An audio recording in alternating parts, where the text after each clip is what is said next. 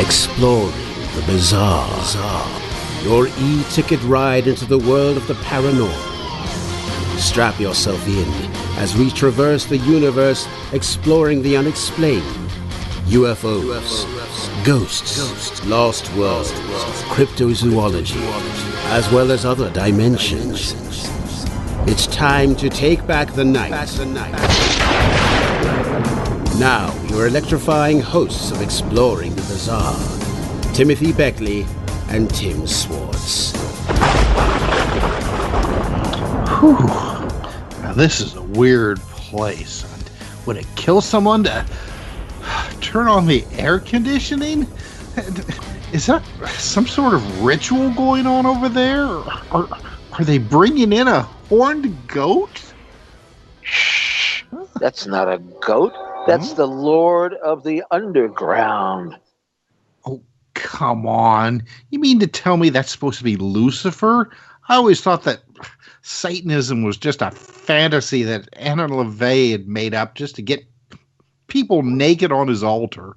Our show is supposed to be about UFOs and the paranormal, not Satanism. Well, Tim, some people think Satan is behind the UFO phenomena. Remember, we did a book a couple of years back, Round Trip to Hell on a Flying Saucer. Oh Lord, let's just get us out of here. Let's come on. Let's just buzz past Beelzebub there and get back to Vegas, a sinful place, but nothing like this. Our guest tonight might save us from evil. Let's hope so. Well, Tim, we're back in a safe location, back in Sin City, I guess, right? Well, at least there's air conditioning here. And did you notice the sound of a train? I don't know whether that was the Luciferian Express or not, but I'm sitting here in the courtyard of the Ramada Inn, and had a wonderful 2-day trip. We came here to see the meteorite shower. Unfortunately, we did not see one meteorite. And nor have I heard a train whistle before the start of the program, but it's a good way, certainly, to announce our show to our flock of followers. And speaking of flock, let us introduce our guest for this evening, who is there we go. Here there comes it is again. You know it's going to be a good show when you have a train whistle in the background. And Tim, I just wanted to take just a quick minute here to remind everybody that I'm going to be a guest speaker this Saturday at Time Travel Con. Now, it's a time travel conference. It's because of the coronavirus. We're having to do it all online. But because of that, the ticket prices are great. All people just have to visit the website, timetravelcon.com, and get your ticket. They're going fast. I'm going to be the first speaker to start the program, so I hope to see all of our fans of Exploring the Bizarre there. And what time are you going on? Well, it'll be 11 o'clock Eastern. But 2 o'clock Pacific time. And who else is on the program that we might know? Oh well, our good friend Preston Dennett is going to be on. It's really wonderful. Yep, he's got a lecture about UFOs and time travel. One of our fellow KCOR host, Solaris Blue Raven, she's going to be on, and many more. It's an all-day event, and I guarantee that there'll be somebody. And when I say somebody, I mean me. That it's just going to be a fascinating show all around. Well, I'm up in the Woodstock area here, and I could swear that this is a portal, a time dimension portal, because everybody seems to be walking around with tie-dye clothing on. Now, I have a hunch that it has something to do with the fact that at the last minute, the 50th anniversary of Woodstock was canceled. So somebody probably got, like 50,000 garments that they're trying to unload. But indeed, this is where they all seem to be converging anyway. But enough of our idle chatter. We have a very interesting guest this evening, and so why don't you introduce him? It'll be my pleasure. Now, this will be the first time that our guest has been on Exploring the Bizarre, so I'd like to welcome Dr. Raymond Boucher. His writings, an anthology of the unexplained, the collected annals of the Journal of Fortean Research Center, Bloodless Cuts, the complete collected works of Thomas R. Adams, and A Time to Stand When Government Turns Its Back on God.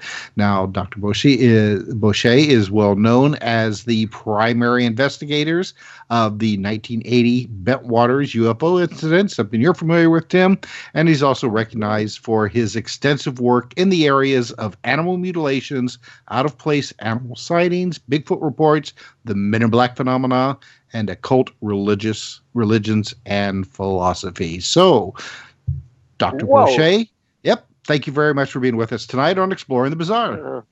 Tim, it's very nice to be here. It's my pleasure.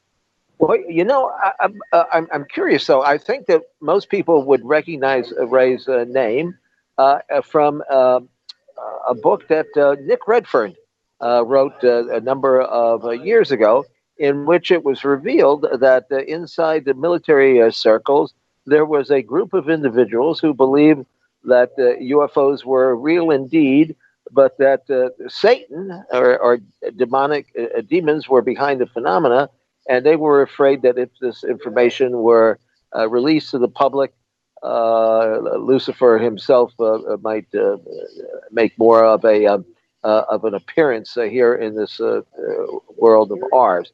And Ray, I think, was Ray. Why don't you tell us how exactly were you involved with that group, and how did you get to know these people, and who were they exactly? Well, I can't really reveal who the two gentlemen who came to me were or are, but I'll give you the story behind it. Yes, please do. Yes, I received a telephone call in November of '91, I believe, and it was from a gentleman who said he and a colleague were in the area, and they worked for the Department of Defense, and they wanted to get together and pick my brain about some things related to the unexplained. So we met, and it was a really intriguing conversation.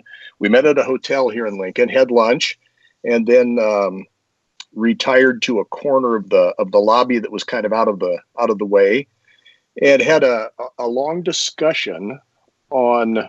Well, it wasn't much of a discussion. It was almost given like a lecture on what they were working on, and they went into great detail about the mechanisms that they thought were behind this, and that involves a lot of hypotheses and work by David Bohm and his whole concept of enfoldment and how things work there. We won't get into that unless you have specific questions. But they outlined a number of things that had taken place before related to the government's what we would call now either Project Stargate or MK Ultra projects. And they had continued on with this, and what they were researching was a way to contact and harness the force, the power behind a group of non-human entities, and that's how they referred to them, as NHEs, non-human entities, that they had hoped, their hope was that they were going to be able to weaponize some of the powers that these entities had displayed. Ultimately, what they wanted to do was... Now, what would have been some of those powers that they mentioned?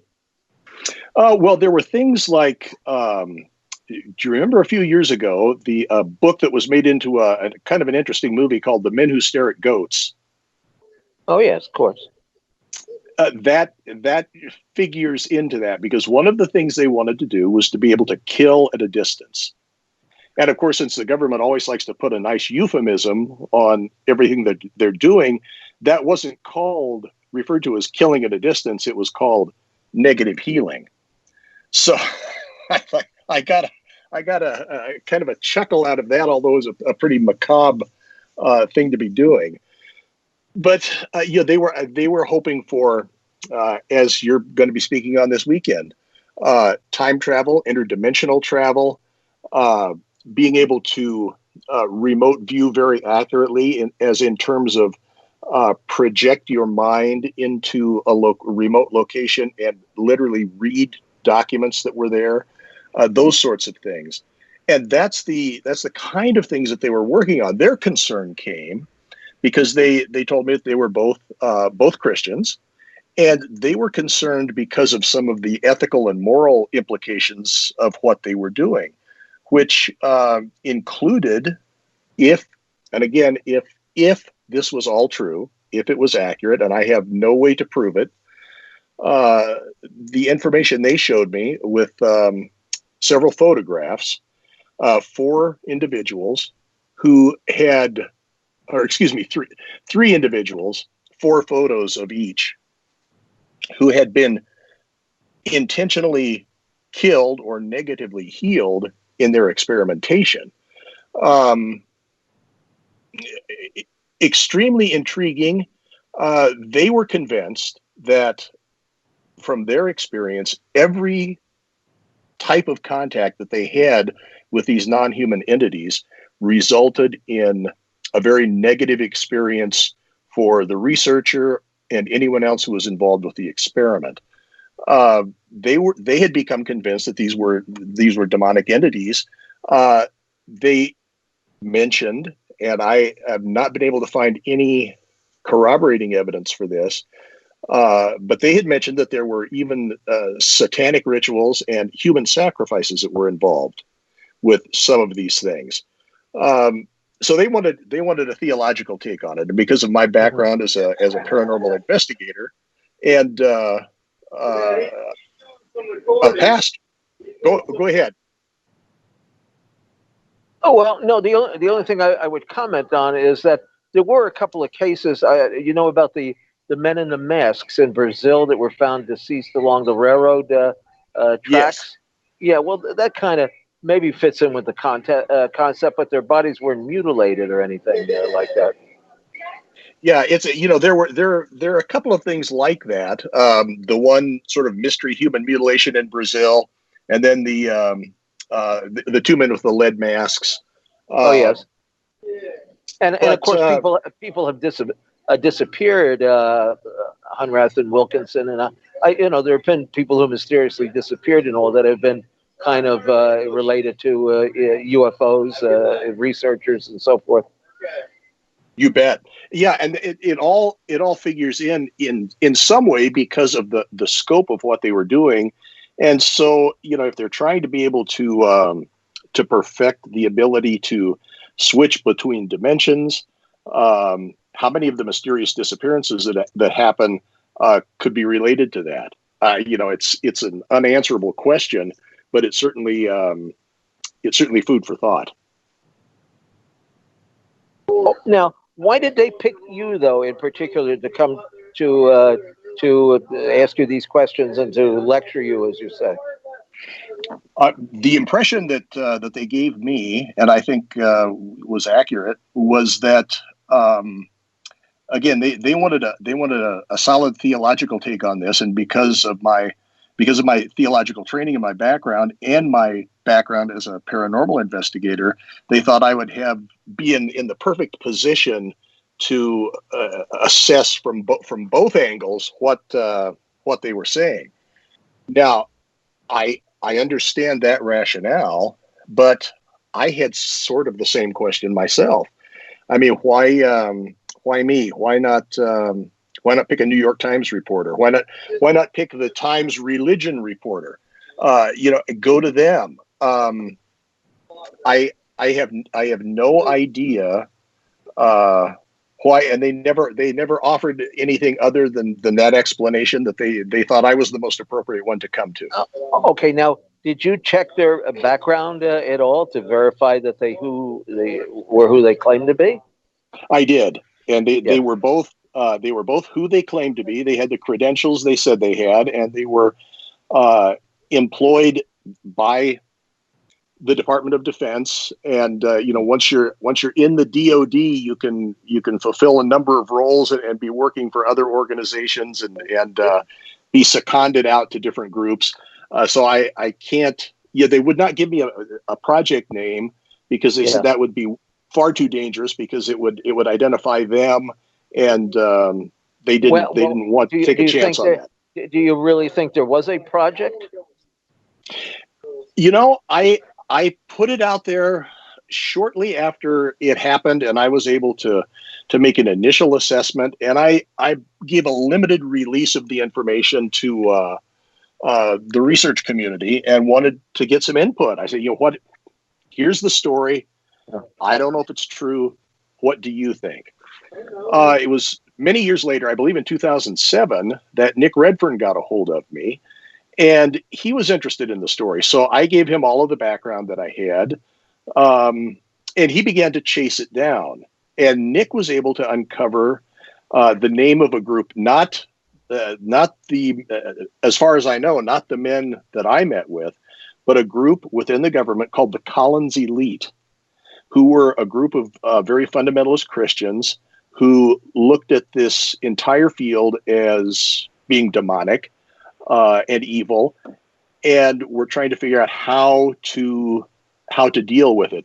They had a very much of an end times sort of mindset from what Nick was able to discover, and we're looking at this as the precursor to the rise of the Antichrist and the second coming of Jesus. Well, now who? Okay, it's the Collins Elite. Who is Collins? I have no idea. That's the name that they provided Nick, and who Collins is, I don't know, and why they're elite, I'm not sure of that either. Yeah. Okay. So, how many did you have more than one meeting with these gentlemen? I had 2 lengthy face-to-face meetings. I had a couple of phone conversations, and I had one very brief meeting where they handed a floppy disk off to me containing answers to questions Linda Howe had submitted to them through me. And they were in the area, and they just stopped by my office. I was working for the University of Nebraska by that time, and handed me the disk, which I then forwarded on to Linda. So I was able to contact them by a post office box and a telephone number. Yes. I would call and leave a message, and they would get back to me sometimes, a day later, sometimes 6 months later. I didn't have really, other than a post office box and this phone number, I had no way to contact them. So are you in touch with them now, or is that a thing of the past? That's a thing of the past. It was those 3 face-to-face meetings, 2 long, 1 very short, a telephone call or 2, and a couple of letters exchanged to the post office box, principally because they had asked me, they knew I was quite close friends with Linda Howe, and they were interested in reading her glimpses of other realities. And so I put them together. They didn't want to make direct contact with Linda because they wanted to limit the number of exposures of who they really were to people. Sure. So they used me as a go-between, and Linda, of course, had a number of questions for them, and they were willing to answer those. So I, on 2 occasions, received a disk of questions from Linda. I just left it in the envelope in which she'd sent it to me, put it in another one, addressed it to the P.O. box, and then it was returned to me once by mail, and then once the final one in person. Okay, so what what is your assessment of their assessment? I think there are. I think there's a great deal of legitimacy to it. I think there is, as in anything with this, there are big bits of disinformation that are in there, but how you parse the disinformation from the true information when it's the sort of thing that is so highly classified, you will probably never be able to run across any documentation on it. But from what Nick was able to discover to his satisfaction, there are efforts like this going on, and there is a group that's concerned about this. Where it is now, I don't know. Now, do you, okay, if this were to be true, that it's a satanic, I don't even know how really to use the term, because I just can't get behind the fact that there's one entity called Satan and he's doing all this stuff. But, okay, let's say that it's a satanic influence here. Does the public have a right to know this, or should it be kept under covers? And if it were not kept under covers, would it mean that Lucifer would be left to do his bidding in the world more so than perhaps he is now? See, this is an interesting aspect of it. I don't know if we've got time before the break to really get into this. No, I thought I'd give you a cliffhanger. You bet. Well, let's let that sit, because for one thing, part of the problem with the overarching view of the Collins elite and some of the things these gentlemen shared with me are the theological non sequiturs that are there. Lucifer or a demonic entity doesn't need anyone's permission to jump in here. So your question, if people knew about it, would it give him a more open hand? He's allowed to do whatever he wants within whatever limits God himself sets for him to be constrained by. All right, let's leave it at that for now as we go to our bottom of the hour break. When we come back, we will continue our conversation about the Collins Elite and more on Exploring the Bizarre. So stay tuned. Exploring the Bizarre, I'm Tim Swartz. Our guest tonight is Dr. Raymond Boucher. And I should point out that Dr. Boucher also used to put out the Journal of the Fortean Research Center, the Fortean Research Journal, which I think Tim, I've got some copies that you sent me at one time, and just you did. I don't remember that. Jeez. Oh, there's been times where you would just send me boxes of stuff because you didn't have room in your apartment anymore. I don't have. Yeah, but I would have kept those. Well, I wonder if any of those are digitized on that Swedish site. Ooh, we need. Yes, to as a matter of fact, they all are. Fantastic. There you go, Tim. If one can only find out how to get to the site, that's an adventure in itself. Yeah, it is. It is indeed. Yeah, it is. They've got so many pages there, but when you go to actually find the material, you can't find it. Anyway, Tim, take command. Well, I was just, Ray, you need to continue on where we had to unceremoniously interrupt you for our bottom of the hour break. So, going back to Tim, the other Tim's previous question. So, take it away. Yeah, the idea of whether or not this should be exposed, from a Christian theological point of view, Satan is recognized as a fallen angel, fallen creature, created by God, but still under God's control ultimately. You can veer off into so many different theological discussions here about the existence of evil in God's presence and so on. That's called a theodicy. But it really comes down to the fact that if God is who God says he is, then he is in control. He is sovereign. And he controls and limits what any other created being can do. So Satan doesn't have unlimited control. Satan is always constrained within certain limits. If you look at the book of Job, you see that God allows Satan, which means the adversary. Satan is allowed to test Job, but God always puts limits on it. Well, you can take his possessions, but you can't harm him. Well, okay, now you can harm him, but you can't take his life. And that sort of, so God puts limits on that. And so if it were discovered that, or released, made public that the government was involved in research like this, it wouldn't change much other than to maybe confirm in a lot of people's minds that you really can't trust the government too far. and they've jumped into things that they would maybe be better left alone. But so I don't know. It's such a bizarre set of circumstances. I had sort of said, well, I put this out originally in, I believe, 1991 or 1992, when it shortly after my first meetings had happened, to see about a response. Hadn't heard anything.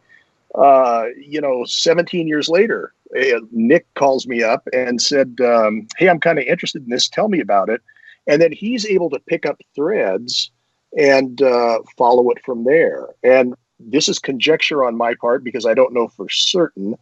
But at the time, in the early 90s, Offutt Air Force Base in Omaha, Nebraska, just 50 miles from where I am in Lincoln, was also the headquarters of the Strategic Air Command. And they had an Air Force Office of Science and Research at Offutt.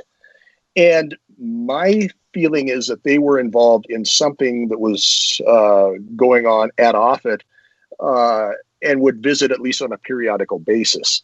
And so they were in the area and reached out to me. And I won't go into it. I have some suspicions of who a person that I was in contact with that was very highly placed in that Air Force Office of Science and Research at the time may have dropped my name to these men. But where it is now, the fact that all that time lagged, and then Nick was able to pick it up and find new threads and take it on further, which led to the discovery of this group, the Collins Elite. Fascinating. I don't know what we can draw from it conclusively, but it's a fascinating scenario. Well, and it is. I mean, it's just another one of the thousands and thousands of threads that seem to be connected to the whole phenomena that you can pull on that thread and reel it in as forever, and ultimately you're still left with probably even more questions than you originally started with.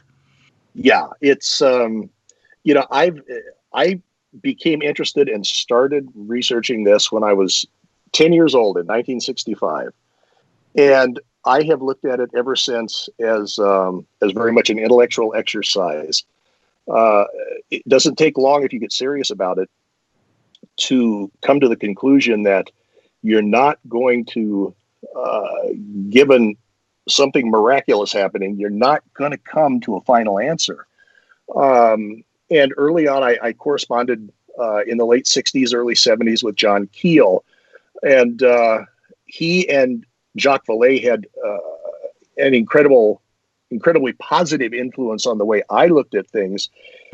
When Keel said, these things aren't from another planet; these are something else, and he coined his ultra-terrestrial theory. And then Jacques Vallée said the extraterrestrial hypothesis is too simple. There's more going on here, and I fully agree.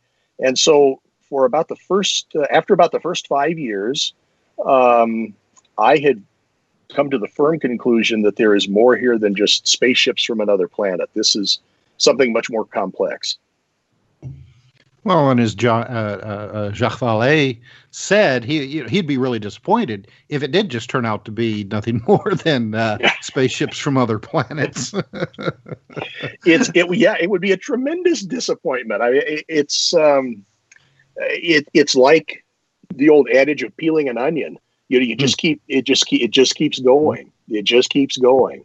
So now, okay, you said that you got started at a fairly young age. Was there anything specifically that got you started on this that you can remember? I mean, 10 years old. Yeah, the one it's actually two events. Mm-hmm. It was the summer of '65, and we had experienced, and I don't recall exactly the circumstances, my hometown of Nebraska City, we had experienced a blackout, a power outage.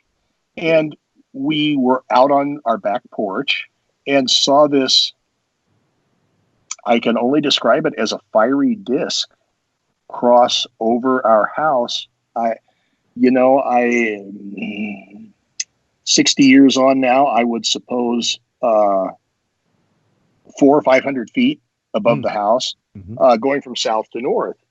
And then in 1965, with the great blackout in the Northeast and the subsequent reports of a strange UFO around the substation in upstate New York that may have triggered it, that's what really caught my attention. And so that got me interested.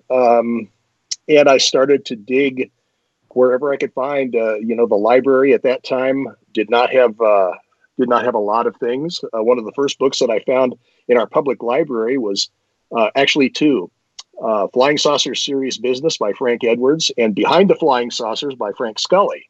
Mm-hmm. And that's what got me started. And my first purchase of a piece of UFO material was The Flying Saucer Menace, which was written by Brad Steiger. It was put out in magazine form. And that great book, very good book. It is. It's fabulous. That's set me on the path of way too much money spent on books over the years. Yes, you and all of us here on tonight's show. Got no room. Don't send me any more books. I have no place to put them. I swear, not one cubicle do I have. I got 40 file cabinets, and everything around me is just piles of books. I know the feeling. Mm-hmm. Now, looking at your bio, I mean, you've been involved with a lot of things outside of UFOs and 40 in research.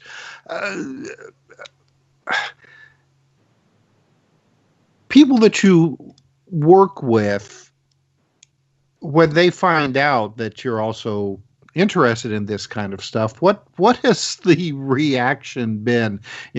For myself and Tim Beckley, as well, I have never let it be secret, what my interests are. But then again, some people that we have talked to, I mean, they keep their interests very close, to their breast, and don't really talk about it too much. What about you?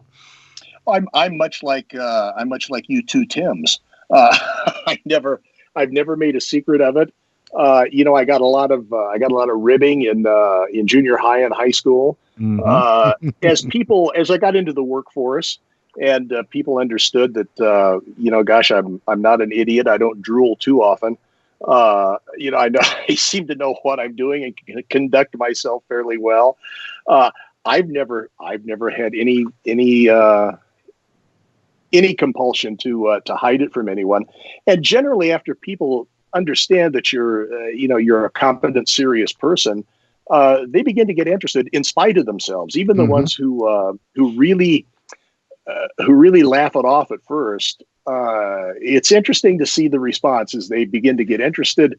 And then once in a while, well, more than once in a while, they'll open up and tell you about something that's happened to them.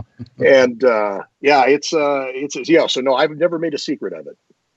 Yes, exactly. See, that's the way it's been with me practically my entire life, is that, people a lot of times, well, there's a group around, they'll laugh, aha, we don't believe in that kind of stuff, but then later come back and say, I had this, proceed to tell you this, bizarre story, and pull you into the corner where no one else can hear. Exactly. Yeah. And I think a lot of these people, they just they've never told anybody else. They just want like a kind shoulder to lean on to tell their story to. Yeah, I think that's exactly right. They have a strange experience they can't explain. They just want the opportunity to be heard and not laughed at. Mm-hmm. And yeah, so I've always been the open ear for folks like that. Well, as well as UFO research, I mean, I see that. Out of place animal sightings, the animal mutilations, Bigfoot reports, the Men in Black phenomena. I mean, these are things that a lot of UFO researchers dare not tread. Because I think some are afraid that looking into some of these, kind of high strangeness types of stories would somehow sully their reputation as a competent UFO researcher. Well, that's I think that's very true, and I think that's an accurate assessment of it. But for me, when I look at these things, I've always in the back of my mind had this idea that, much like Einstein wanted to establish a unified field theory, a theory of everything, I wonder at times if there's not a sort of a unified field theory that could be developed for all of paranormal phenomena. And each of the different manifestations are really a separate manifestation from the same source. Mm-hmm. I don't know, but there are so many things. There are have been reports for well into the 18th century, just south of my hometown in Nebraska City, of a strange Bigfoot-like creature with glowing red eyes that seems to disappear, leaves tracks, interacts physically with the environment, but has vanished in front of people's eyes. It's a typical, in many ways, Bigfoot report, except for the glowing red eyes and the ability to vanish into thin air. How do you categorize that? Is Bigfoot an actual relic hominid?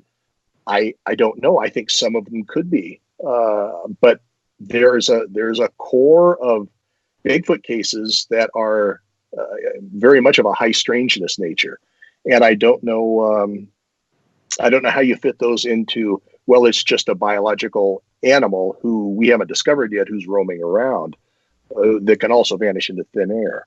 That doesn't make a lot of logical sense to me.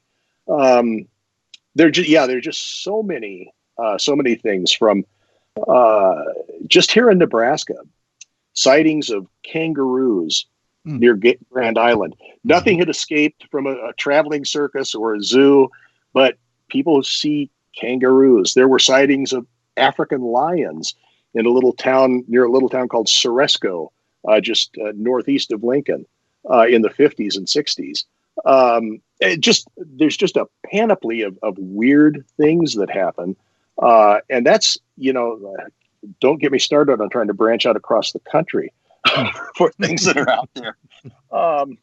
The animal mutilations I've found interesting. I first ran across that in the early 70s when a family friend who farmed just west of Nebraska City found a mutilated cow on his property, and it was the strangest thing. It did not. This was in late July, early August, and he found it dead. And the typical sort of mutilation, the rectal area cored out, patches of skin on one side of its head removed, the genitals taken as well. And the vet who examined it had no cause of death for it, but it didn't decay. And Nebraska is a very hot and humid place in the summer. And he called me the day after he had found it. And we went out. There was no odor. There were no flies on it. There were no bird droppings on it, because a lot of ravens and crows and turkey vultures around here will attack downed animals and scavenge them. Nothing touched it. His other cattle wouldn't go near it. No predators, no scavengers, nothing. And that really ignited my interest in that. And I began to assist Tom Adams and share cases with him. Tom Adams was probably the premier mutilation investigator. And when he passed away, I took it upon myself to collect all of his writings and put them in a collection called Bloodless Cuts. He did the seminal work on animal mutilations, and picked up his torch was carried on in a large manner by Linda Moulton Howe. But that was interesting. I should throw in here as well. If anybody is interested, if you go to academia.edu and search for my name, Ray Boeche, Boeche, you'll find not only the complete annals of the Journal of the Fortean Research Center, but Bloodless Cuts. You'll find everything that I've made public so far out there. You can download it, PDFs for free. That's a good deal. No way. Yeah. Unless, of course, you're ruining my business.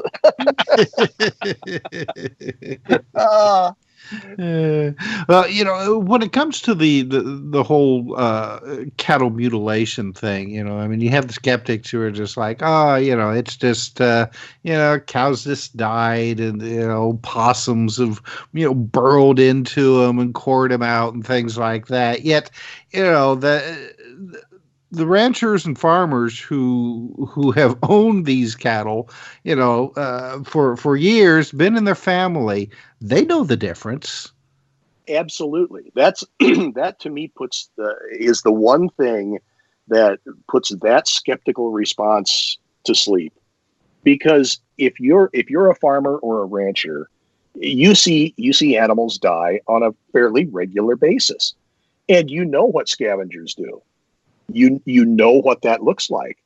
And as I would examine carcasses around here, that was one of the first questions I'd ask the farmer. So I said, does this look like a coyote came in and was gnawing on this? I said, no, we've never seen anything like this. And once you've seen a normal cattle death, and then the carcass is affected by predation, it doesn't take a rocket scientist to spot the difference pretty quickly.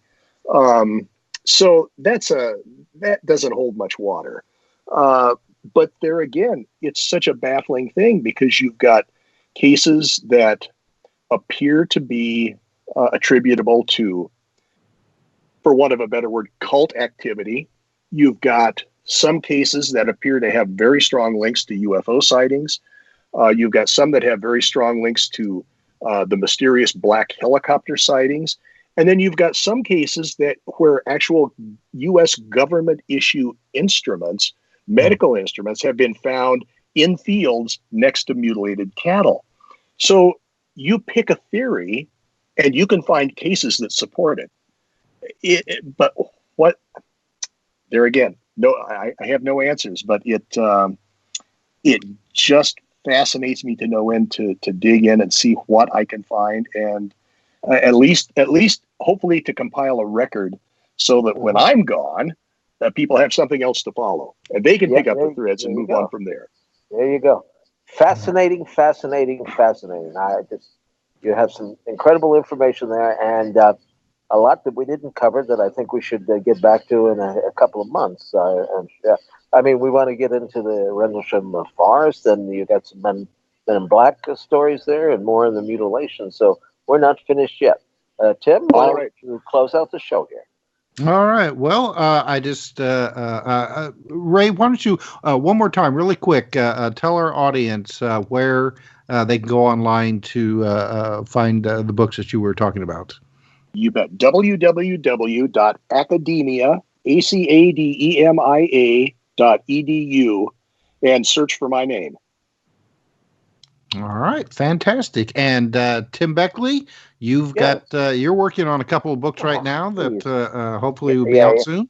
Yeah, well, I don't want to give the title away to one of them because it's something somebody would easily grab and run to it. But tonight's conversation certainly ties in with the.